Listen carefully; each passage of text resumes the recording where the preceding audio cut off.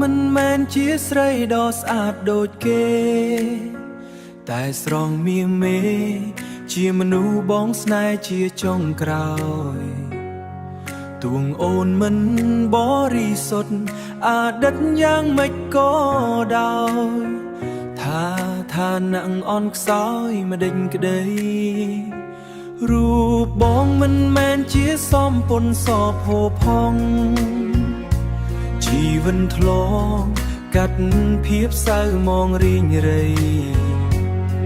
ធ្លាប់រស់រងគ្រោះព្រោះស្នេហ៍ស្ទើរតែសិនស័យតែ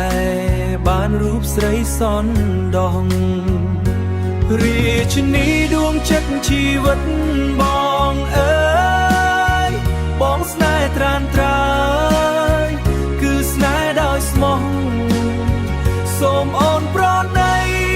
ជឿជាងបងចោសូមអូនប្រណីជឿជាងបងចោ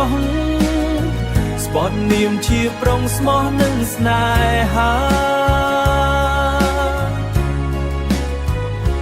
ជាតិនេះមិនប្រែស្នេហ៍តែត្រានត្រើយ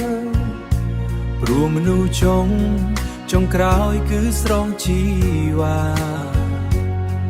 បំណងចង់មានអូនក្បែររួមខ្នើវិវាសនារួមរស់ស្នេហាពេញមួយជីវិតរាជនីដួងចិត្តជីវិតបងអើយបងស្នេហ៍ត្រានត្រើយគឺស្នេហ៍ដោយស្មោះសូមអូនប្រណីជឿជាងបងចោសូមអូនប្រណីជឿជាងបងចោស្ពតនាមជាប្រុងស្មោះនឹងស្នេហាជាតិនេះមិនប្រែស្នេហ៍តែត្រានត្រើយព្រោះមនុស្សចុងក្រោយគឺស្រងជីវ៉ាបំណងចង់មានអូនក្បែររួមខ្នើវិវាសនារួមរស់ស្នេហាពេញមួយជី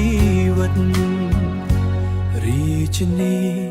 ដួងចិត្តជីវិតបងអើយ